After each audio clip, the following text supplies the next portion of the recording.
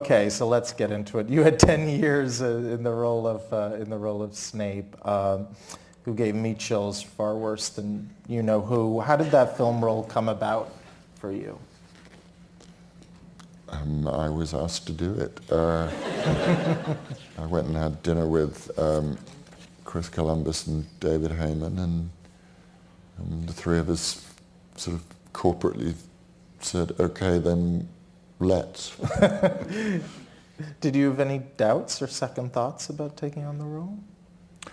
Well, the difficult, if it was a difficulty, was that, of course, when we started it, Joe Rowling had only written 3 of them, and I was playing the character where you had no idea where it was going. So that was tricky. It was clearly he had an agenda. You just had no idea what it was. Did she know when you became involved where he would go, or was she? Yeah. Joe knew everything, and I think it's true to say that she had put the ending into a safe right back then. She knew how it would finish.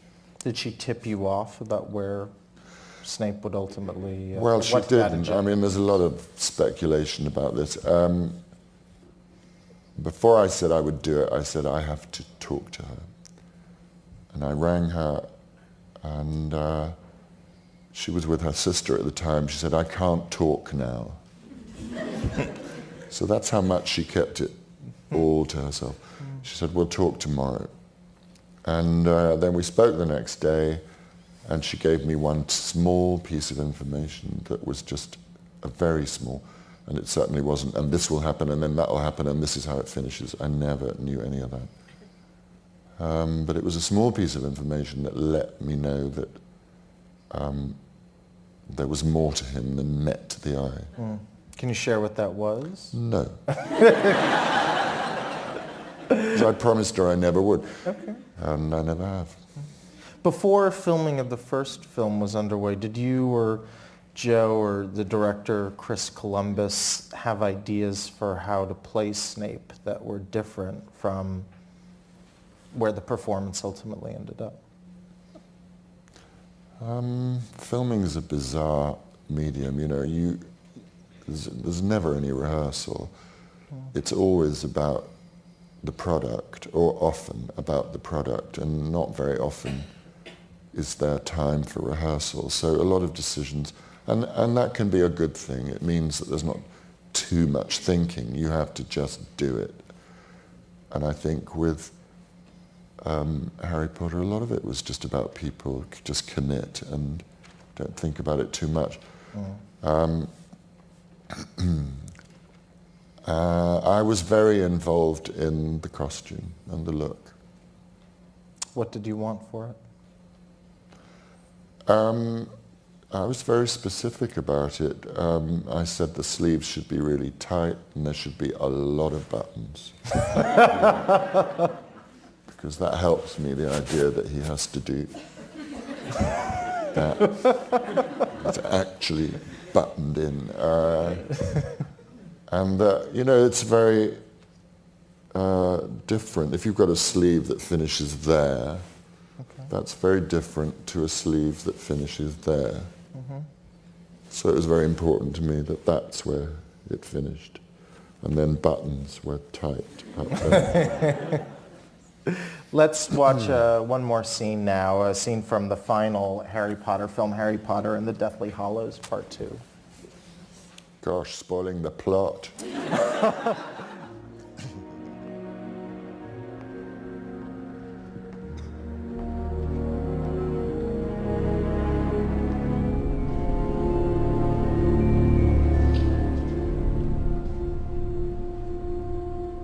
Many of you are surely wondering why I have summoned you at this hour.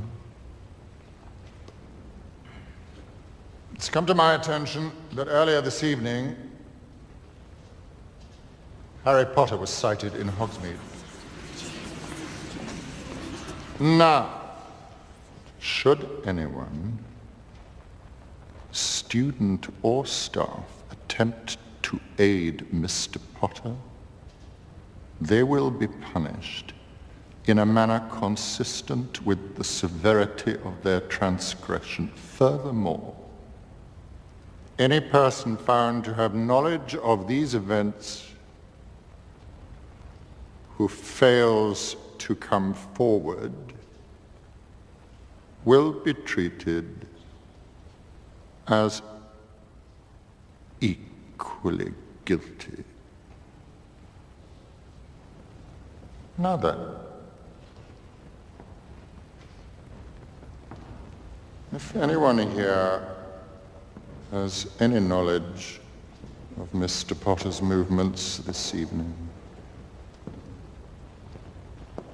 I invite them to step forward.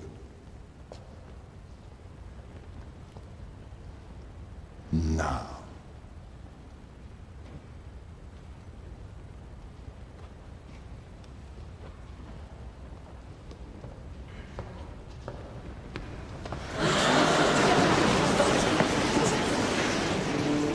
It seems, despite your exhaustive defensive strategies, you still have a bit of a security problem, Headmaster.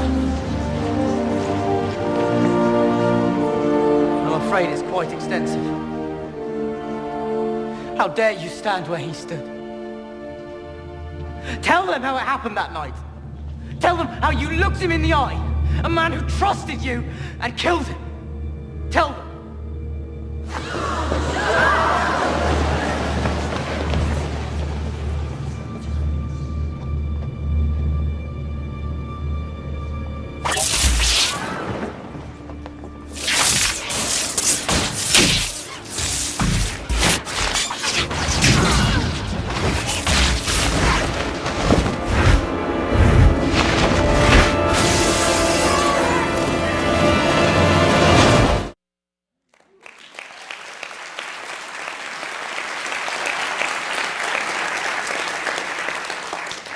You know, as a viewer and as someone who has read the books and seen the movies, I found that scene to be particularly satisfying. Do you, playing it, having played the character for all those years, do you sort of have those sort of emotional, maybe even cathartic moments with a role, or does it feel like a scene that you're playing and we move on to the next scene? Well, no, I mean, with the last film, it was very cathartic because you were finally able to see who he was. And it was, I suppose, strange in a way to play stuff that was so emotional. Because a lot of the time, you know, you're working in 2 dimensions, not 3. It's a very clear outline that all of those characters have. But satisfying also on all sorts of levels. You know, Rafe and I had a scene where you just thought, well, finally here's just a couple of actors talking to each other, and no special effects. Just watching that scene, you think, well, thank God for computer graphics, because Maggie and I are having real... Holding a wand is not the most threatening thing. And pointing it at Dame Maggie Smith. You know, you've grown up worshipping from the cheap seats at the National Theatre. Yeah. And she's pointing it at you. And she can arch an eyebrow like nobody. So thank God for the sheets of flame. No, very cathartic on all sorts of levels. Then seeing Dan and Rupert and Emma, and that's 10 years where you watched people go from 12 to 22. Mm. Was there ever a point in the unfolding of the 8-movie series where you ever considered not continuing in the role of Snape? No, I wasn't going to let anybody else finish that story. No.